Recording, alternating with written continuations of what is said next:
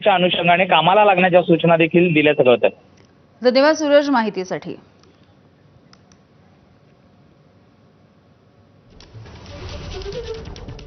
तर बैठकीतले महत्त्वाचे मुद्दे आपण जाणून घेऊयात। मुंबई महानगरपालिकेवरती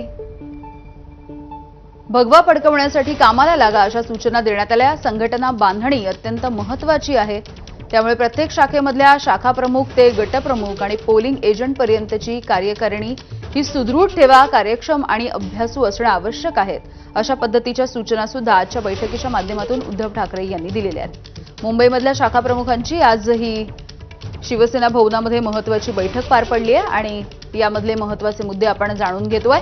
मुंबई महानगरपालिकेवरती भगवा फडकवण्यासाठी कामाला लागा,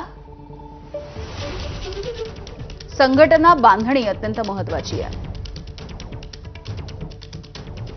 शाखा प्रमुख ते गटप्रमुख आणि पोलिंग एजंट पर्यंतची कार्यकारिणी सुदृढ, कार्यक्षम आणि अभ्यासू असणे आवश्यक आहे। मतदार यादीचं परिपूर्ण वाचन प्रत्येक गटप्रमुखानं आणि यादीच्या पोलिंग एजंटनं करणं गरजेचं आहे।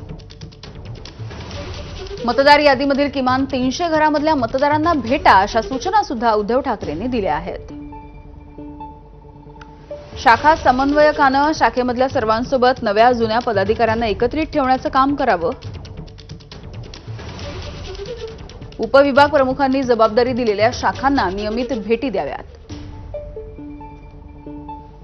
आपण करून दाखवलं आणि आताच्या गद्दार सरकारनं घालवून दाखवलं, असंही उद्धव ठाकरे म्हणाले।